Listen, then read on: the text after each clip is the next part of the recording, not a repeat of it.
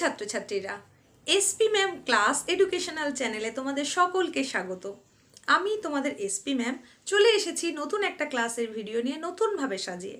আজকের ক্লাসের আলোচ্য বিষয়টা কি তা তোমরা থাম্বনেল দেখে অলরেডি বুঝে গেছো। আজকের যে বিষয়টা নিয়ে তোমাদের সঙ্গে আলোচনা করতে চলেছি বিষয়টা হলো বিশ্ব উষ্ণায়নের প্রভাব। এই প্রশ্নটা সম্পর্কে আলোচনা করতে গেলে আগে আমাদেরকে জানতে হবে বিশ্ব উষ্ণায়ন জিনিসটা কি, কাকে বলবো বিশ্ব উষ্ণায়ন, আর তার ফলস্বরূপ কি কি ঘটনা ঘটতে পারে, সেটাই আজকের আলোচনার বিষয়। তাই এই প্রশ্নটা তোমরা মন দিয়ে দেখতে থাকো। প্রথম থেকে শেষ পর্যন্ত যদি তোমরা এই ভিডিওটা ভালো করে মন দিয়ে দেখতে থাকো তাহলে এই বিষয়টা নিয়ে তোমাদের মনে কিন্তু আর পরবর্তীকালে কোনো রকমের দ্বন্দ্ব থাকবে না। তাই মনোযোগ দিয়ে দেখে নাও আজকের ক্লাসটা। দেখো, এই যে আমরা বিশ্ব উষ্ণায়নের কথা বলছি, তাহলে আমাদেরকে আগে জানতে হবে বিশ্ব উষ্ণায়ন জিনিসটা কি। না, বিশ্ব অর্থাৎ পৃথিবী, উষ্ণায়ন মানে ক্রমশ উষ্ণতার বৃদ্ধি। তাহলে এই পৃথিবীর উষ্ণতা ক্রমশ যে বৃদ্ধিপ্রাপ্ত হচ্ছে সেটাকেই বলা হচ্ছে বিশ্ব উষ্ণায়ন বা গ্লোবাল ওয়ার্মিং। তাহলে কি কি কারণে এই বিশ্বের উষ্ণতাটা বৃদ্ধি পাচ্ছে? না, আমরা অর্থাৎ মনুষ্য সমাজ বিভিন্ন রকমের সুযোগ সুবিধে ভোগ করার জন্য আমাদের প্রাত্যহিক জীবনে এমন কিছু কাজ করে ফেলছি যেগুলো কিন্তু খুব একটা বিবেচকের মতো কাজ নয়, অবিবেচনাপ্রসূত কিছু কাজকর্ম করছি যার এফেক্ট কিন্তু পরিবেশের উপরে পড়ছে এবং আমাদের জনজীবনেও অবশ্যই পড়ছে। এই যে কাজগুলো সেগুলো কি না, আমরা মাঝে মধ্যেই গাছ কেটে ফেলছি। সেটা কি কারণে হতে পারে? নগরায়নের বৃদ্ধি ঘটছে তার জন্য করতে হচ্ছে, কলকারখানা নির্মাণের জন্য করতে হচ্ছে। আবার কি করছি না, আমরা বিভিন্ন সুযোগ সুবিধা যেগুলো নিচ্ছি কি থেকে না, আমাদের যে সমস্ত এয়ার কন্ডিশনিং মেশিন ব্যবহার করছি, ফ্রিজ ব্যবহার করছি, আমাদের ওয়াশিং মেশিন ব্যবহার করছি, এই সমস্ত যে গ্যাজেটগুলো আমরা ইউজ করছি সেখানে গ্রিনহাউস গ্যাসের ব্যবহার কিন্তু অত্যধিক, যেটার কারণে এই বিশ্বের অর্থাৎ পৃথিবীর উষ্ণতা কিন্তু ক্রমশ বৃদ্ধি পাচ্ছে। আর কি কারণ না, কৃষিক্ষেত্রে অর্থাৎ চাষবাসে যে সমস্ত সার প্রয়োগ করা হয় ফলন বাড়ানোর জন্য, ফসলের উৎপাদন বৃদ্ধি ঘটানোর জন্য, সেখানে নাইট্রোজেনের মাত্রা অনেক বেশি থাকে, যেটা কিন্তু পরিবেশের ক্ষতি সাধন করছে। তাহলে এই সমস্ত কর্মকাণ্ডের মিশেলে পৃথিবীর উষ্ণতাটা ধীরে ধীরে বৃদ্ধিপ্রাপ্ত হচ্ছে। নিম্ন বায়ুমণ্ডলীয় যে স্তর, সেই স্তরের উষ্ণতাটা স্বাভাবিকের থেকে অনেকটা পরিমাণ যখন বাড়ে তখনই কিন্তু তাকে বলা হয় বিশ্ব উষ্ণায়ন বা গ্লোবাল ওয়ার্মিং। তাহলে বিশ্ব উষ্ণায়ন জিনিসটা কি সেটা নিশ্চয়ই তোমরা বুঝতে পেরেছো। দেখো, আমাদের যদি প্রশ্নটা এইভাবে আসে যে বিশ্ব উষ্ণায়নের প্রভাবগুলি কি কি বর্ণনা করো বা বিশ্ব উষ্ণায়নের প্রভাবগুলি লেখো, তাহলে সেখানে আমরা এই প্রশ্নের উত্তর করতে গেলে আগে একটুখানি ইন্ট্রোডাকশান দেওয়ার সময় বিশ্ব উষ্ণায়ন কাকে বলে তাহলে সেটা লিখে দেবো। তাহলে এটা লেখনির আকারে যখন তোমরা, আমি তো বুঝিয়ে দিলাম বিশ্ব উষ্ণায়ন কি, এটা যখন তোমরা লিখে প্রকাশ করবে তখন তাহলে কিভাবে লিখবে? বিশ্ব উষ্ণায়ন বলে পয়েন্ট করার পরে সেখানে তোমরা এইভাবে লিখতে পারো যে মানুষ তার নানান রকম ক্রিয়াকলাপ, যেমন অতিরিক্ত হারে বৃক্ষচ্ছেদন, অরণ্য বিনাশ, অতিরিক্ত জীবাশ্ম জ্বালানির দহন, কৃষিক্ষেত্রে নাইট্রোজেন সারের মাত্রাতিরিক্ত বৃদ্ধি, শিল্পায়ন, নগরায়ন প্রভৃতি ক্রিয়াকলাপ ঘটাচ্ছে। এর ফলস্বরূপ নিম্ন বায়ুমণ্ডলীয় স্তরের উষ্ণতা ধীরে ধীরে বৃদ্ধি পাচ্ছে। পৃথিবীর স্বাভাবিক উষ্ণতা থেকে ক্রমবর্ধমান এবং অস্বাভাবিক হারে এই উষ্ণতা বৃদ্ধির ঘটনাকেই বলা হয় বিশ্ব উষ্ণায়ন বা গ্লোবাল ওয়ার্মিং। আরেকটু ভালো করে লিখলে তোমরা এটাও লিখতে পারো সংজ্ঞা হিসেবে যে ক্রমবর্ধমান হারে বায়ুতে গ্রিনহাউস গ্যাসগুলি নির্গত হওয়ার ফলে বিশ্বব্যাপী যে ক্রমবর্ধমান উষ্ণতা বৃদ্ধির ঘটনা ঘটে চলেছে তাকেই পরিবেশবিদরা নামকরণ করেছেন বিশ্ব উষ্ণায়ন বা ইংরেজিতে গ্লোবাল ওয়ার্মিং।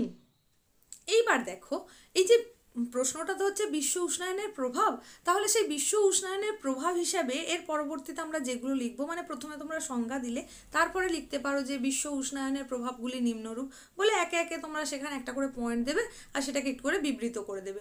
তো সেই পয়েন্টগুলো কি কি হতে পারে না, বিশ্ব উষ্ণায়নের প্রভাবে তাহলে কি কি ঘটতে পারে সেটা আগে একটু শুনে নাও, তারপরে বলে দিচ্ছি যে কিভাবে সেটা লিখতে হবে।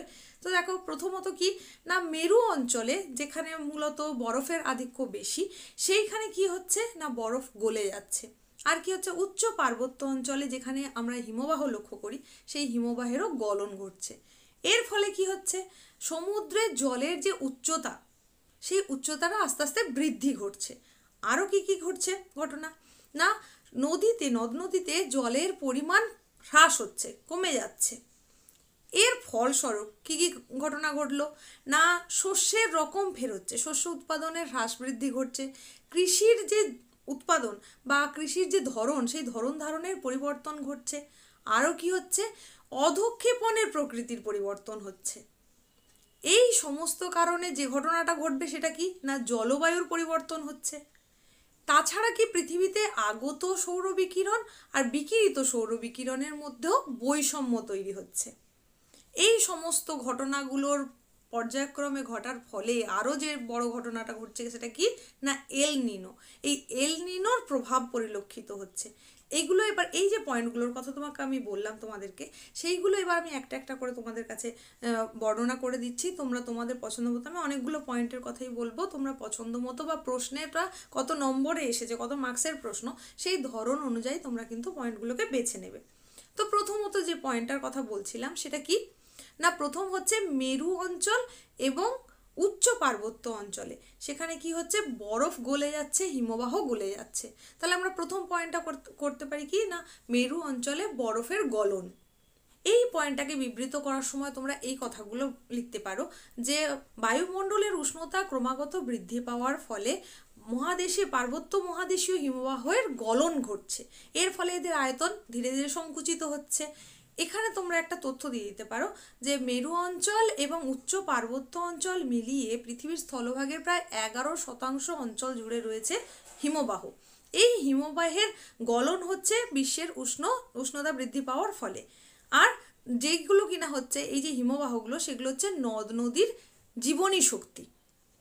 এখানে তোমরা একটা উদাহরণ হিসেবে বলতে পারো যে আন্টার্কটিকা, গ্রিনল্যান্ড প্রভৃতিতে যে সমস্ত মহাদেশীয় হিমবাহগুলো রয়েছে সেগুলোর ক্রমাগত গলনের ফলে আয়তন সংকুচিত হচ্ছে। যেমন উদাহরণ হিসাবে আরও বলতে পারো গঙ্গোত্রী হিমবাহ, যমুনোত্রী হিমবাহ।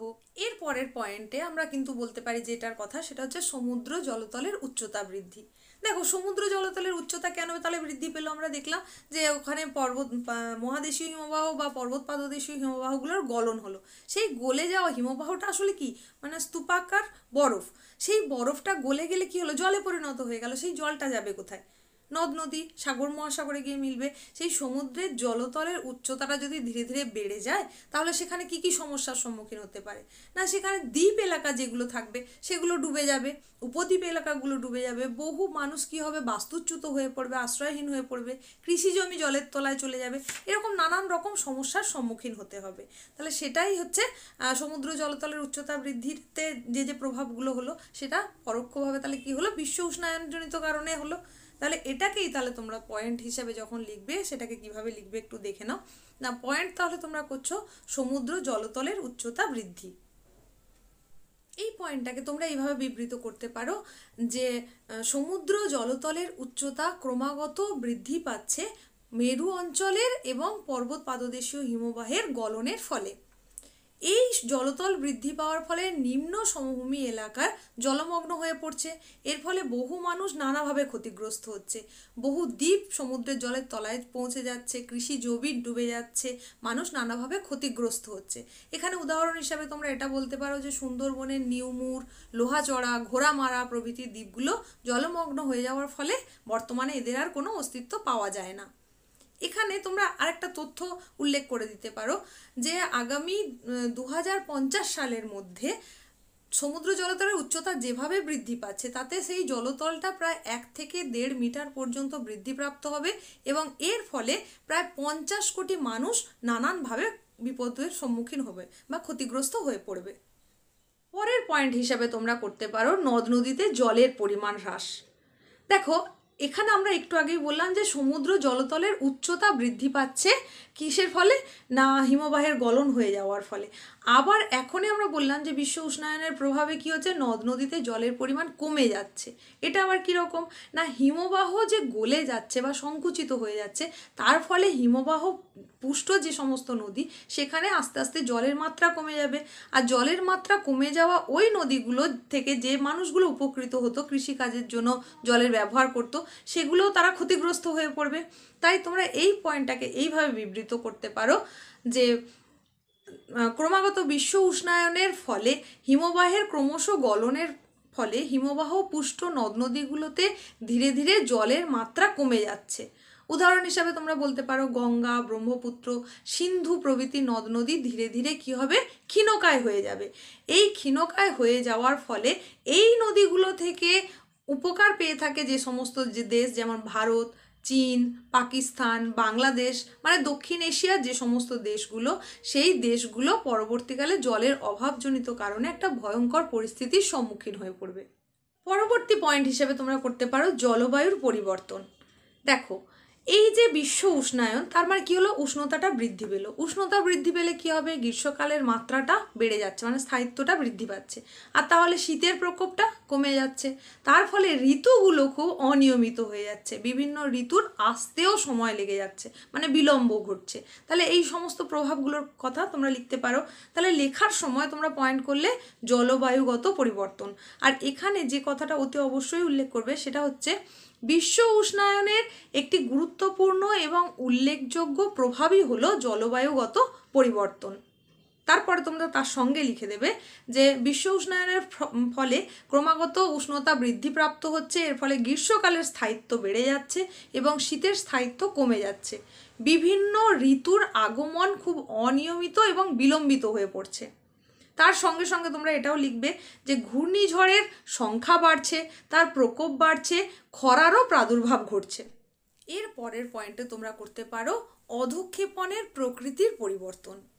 দেখো, অধঃক্ষেপণের প্রকৃতির পরিবর্তনটা কীরকম হচ্ছে না, বায়ুমণ্ডলের তাপমাত্রা বেড়ে যাওয়ার ফলে কি হচ্ছে, বাষ্পীভবনের মাত্রা বেড়ে যাচ্ছে। আর কি হচ্ছে, বায়ুর জলীয় বাষ্প ধারণ ক্ষমতাটাও বেড়ে যাচ্ছে। তার ফলে কি হচ্ছে, তুষারপাত, শিলাবৃষ্টি, এই ধরনের অধঃক্ষেপণের প্রকৃতির মধ্যে বৈষম্য লক্ষ্য করা যাচ্ছে। আর যে সমস্ত এলাকাগুলো হচ্ছে তোমার বৃষ্টিবহুল অঞ্চল ছিল, সেখানে বৃষ্টিপাতের মাত্রা কমে যাচ্ছে। আর যেগুলো শুষ্ক অঞ্চল ছিল, সেখানে কিন্তু বৃষ্টিপাতের মাত্রা বেড়ে গেছে। এইগুলো হচ্ছে অধঃক্ষেপণের পরিবর্তন। তাহলে তোমরা লেখার সময় এটাকে কিভাবে লিখতে হবে সেটা দেখে নাও। তোমরা তাহলে পয়েন্ট করছো যে অধঃক্ষেপণের প্রকৃতির পরিবর্তন। এবার এটাকে কিভাবে তোমরা লিখবে সেটা একটু দেখে নাও। অধঃক্ষেপণের প্রকৃতি পরিবর্তন, এটা পয়েন্ট করার পরে তোমরা সেখানে লিখবে যে বিশ্ব উষ্ণায়নের আরেকটি গুরুত্বপূর্ণ প্রভাব হলো অধঃক্ষেপণের প্রকৃতির পরিবর্তন ঘটছে। বায়ুমণ্ডলের উষ্ণতা ক্রমাগত বৃদ্ধি পাওয়ার ফলে বাষ্পীভবনের হার বৃদ্ধিপ্রাপ্ত হচ্ছে এবং বায়ুর জলীয় বাষ্প ধারণ ক্ষমতা বৃদ্ধিপ্রাপ্ত হচ্ছে। এর ফলে তুষারপাত, শিলাবৃষ্টি প্রভৃতির প্রকোপ বাড়ছে। শুষ্ক অঞ্চলগুলো বৃষ্টিবহুল অঞ্চলে পরিণত হচ্ছে এবং সেখানে বন্যার প্রকোপ লক্ষ্য করা যাচ্ছে। আবার বৃষ্টিবহুল অঞ্চলগুলো বৃষ্টিহীনতায় ভুগছে এবং সেখানে খরার প্রকোপ লক্ষ্য করা যাচ্ছে। এখানে তোমরা উদাহরণ হিসাবে বলে দিতে পারো যে উত্তর গোলার্ধের উত্তর অংশে অতিবৃষ্টি আর দক্ষিণ দিকের দেশগুলিতে খরার প্রকোপ বৃদ্ধি পাওয়ার সম্ভাবনা বাড়ছে। যে সমস্ত দেশগুলো গ্রীষ্মপ্রধান অঞ্চল, সেখানে সে গ্রীষ্মকাল আরও দীর্ঘ হবে এবং উত্তর মেরুতে শীতের প্রকোপটা ক্রমাগত আরও বৃদ্ধিপ্রাপ্ত হবে। সমগ্র অঞ্চল কি হবে, ঘূর্ণিঝড়ের কবলে সম্মুখীন হবে আর বজ্রবিদ্যুৎ সহ বৃষ্টিপাত বা বিভিন্ন বায়ুমণ্ডলীয় গোলযোগের প্রভাব লক্ষ্য করা যাবে। পরবর্তী পয়েন্ট হিসেবে তোমরা করতে পারো রোগের প্রকোপ বৃদ্ধি। দেখো, উষ্ণতা ক্রমাগত যখন বাড়ছে তখন তার প্রভাবে নানান রকম রোগেরও প্রাদুর্ভাব বৃদ্ধি পাবে। সেই কথাগুলি কিন্তু আমরা এই পয়েন্টে লিখে দেব। তাহলে তোমরা এই পয়েন্টটা করার পরে সেখানে এরকমই লিখবে যে ক্রান্তীয় অঞ্চলের বিভিন্ন ধরনের রোগ, যেমন ম্যালেরিয়া, ডেঙ্গু জ্বর, পিত জ্বর, ভাইরাল এনকেফ্যালাইটিস, এই সমস্ত রোগগুলো নাতিশীতোষ্ণ এবং শীতল জলবায়ু অঞ্চলেও ছড়িয়ে পড়বে বিশ্ব উষ্ণায়ন এবং গ্রিনহাউস গ্যাসের প্রভাবে। পরের পয়েন্ট হিসেবে তোমরা করতে পারো জলের যোগান হ্রাস। এই পয়েন্টটাকে তোমরা এইভাবে লিখবে যে বিশ্ব উষ্ণায়নজনিত কারণে সারা বিশ্ব জুড়ে জলের যোগান ধীরে ধীরে কমে যাবে। পরবর্তী পয়েন্ট হিসেবে তোমরা করতে পারো প্রাণী জগতের ক্ষতি। এই পয়েন্টটাকে তোমরা এইভাবে লিখবে যে বিশ্ব উষ্ণায়নের প্রভাবে সমগ্র প্রাণীকুল ক্ষতিগ্রস্ত হবে, বিশেষত মেরু অঞ্চলের অর্থাৎ শীতপ্রধান অঞ্চলের প্রাণীদের ক্ষতি সাধিত হবে অপূরণীয়। এর পরের পয়েন্টে তোমরা করতে পারো উদ্ভিদের বিনাশ। এই পয়েন্টটাকে দেখো, লেখার আগে তোমাদেরকে একটু বলে দিই যে বিশ্ব উষ্ণায়নের ফলে কি হচ্ছে, বিভিন্ন উদ্ভিদের বিলুপ্তি ঘটবে, বিভিন্ন প্রজাতির উদ্ভিদ কিন্তু বিলুপ্ত হয়ে যাবে। তার ফলে কী হবে, জীববৈচিত্র্য বিঘ্নিত হবে, বিভিন্ন প্রকার বিরল প্রজাতির প্রাণী যারা উদ্ভিদকে কেন্দ্র করে বেড়ে ওঠে তাদেরও সংখ্যা কমে যাবে বা হ্রাস পাবে বা বিলুপ্তও হয়ে যেতে পারে সম্পূর্ণভাবে। তাছাড়া কি হচ্ছে না, বিশ্ব উষ্ণায়নের ফলে কি হলো, ম্যানগ্রোভ জাতীয় যে সমস্ত এলাকা, ম্যানগ্রোভ জাতীয় উদ্ভিদ জন্মায় যে এলাকাগুলো, সেখানে জলতল বৃদ্ধি পাওয়ার ফলে সেই গাছগুলোর ক্ষতি সাধন হবে। এইভাবে আমরা এই পয়েন্টটাকে লিখতে পারি। তাহলে তোমরা দেখো এখন লেখার সময় তোমরা এটাকে কিভাবে লিখবে। তাহলে তোমরা পয়েন্ট করছো উদ্ভিদের বিনাশ। এই পয়েন্টটাকে তোমরা এইভাবে বিবৃত করতে পারো যে বিশ্ব উষ্ণায়ন ও গ্রিনহাউস গ্যাসের প্রভাবে সমগ্র উদ্ভিদকুল ব্যাপক ক্ষতিসাধিত হবে। এখানে তোমরা একটা উল্লেখ করে দেবে যে বিভিন্ন বিরল প্রজাতির উদ্ভিদ সেগুলি প্রায় নিশ্চিহ্ন হয়ে যাবে, তার ফলে জীব বৈচিত্র্য বিঘ্নিত হবে। এর সঙ্গে সঙ্গে তোমরা এটাও উল্লেখ করবে যে সমুদ্র জলতলের উচ্চতা বৃদ্ধি পাওয়ার ফলে ম্যানগ্রোভ জাতীয় যে সমস্ত উদ্ভিদ সেগুলো ক্ষতিগ্রস্ত হবে। আর উষ্ণ এবং শুষ্ক আবহাওয়াজনিত কারণে দাবানলের সংখ্যা ক্রমশ বাড়বে। পরবর্তী পয়েন্ট হিসেবে তোমরা করতে পারো কৃষি পদ্ধতির পরিবর্তন। এই পয়েন্টটাকে দেখো, তার আগে একটু বলে নিই যে এই যে কৃষি পদ্ধতির পরিবর্তন, এটা কীরকম না, এমন যে সমস্ত এলাকা রয়েছে যেখানে হচ্ছে বৃষ্টিপাতের উপর নির্ভর করে কৃষিকার্য করা হয়ে থাকে, সেখানে যদি বৃষ্টিপাতের পরিমাণ কমে যায় তাহলে কৃষি করতে গেলে কী হবে না, সেচ ব্যবস্থার করতে হবে, জল সেচের মাধ্যমে কৃষিকাজ করতে পারবে, তাহলে কৃষি ব্যবস্থাটার পরিবর্তন ঘটে গেল। আবার কি না, যখনই উষ্ণতার পরিবর্তন হচ্ছে সেখানে সেই উষ্ণতার ভিত্তিতে ফসলেরও রকমফের ঘটছে, তাহলে কী হবে, কৃষি চক্রেরও পরিবর্তন ঘটবে। সেটাকেই তোমরা লেখনীতে প্রকাশ করবে। দেখে নাও তাহলে কিভাবে লিখবে। না, তাহলে তোমরা পয়েন্ট করছো কৃষি পদ্ধতির পরিবর্তন। এই পয়েন্টটাকে লেখার সময় তোমরা এইভাবে লিখবে যে বৃষ্টিপাত নির্ভর এলাকাগুলোতে চাষবাস করার জন্য সেচ ব্যবস্থা নির্ভর হয়ে পড়তে হবে, আর উচ্চ অক্ষাংশে উষ্ণমণ্ডলের ফসল চাষবাস শুরু করতে হবে বলে কৃষি চক্রেরও পরিবর্তন সাধিত হবে। পরবর্তী যে পয়েন্টটার কথা তোমাদেরকে বলবো সেটা হচ্ছে শস্য উৎপাদনের হ্রাস বৃদ্ধি। দেখো, বিশ্বের উষ্ণতা যখন বৃদ্ধিপ্রাপ্ত হচ্ছে সেখানে কি হচ্ছে না, প্রধান যে সমস্ত খাদ্যশস্যগুলো ছিল সেগুলোর উৎপাদন ধীরে ধীরে কমে যাবে, আর যে সমস্ত মিলেট জাতীয় খাদ্যশস্য, জোয়ার, বাজরা, রাগি, এই সমস্ত খাদ্যশস্যের উৎপাদন বাড়বে।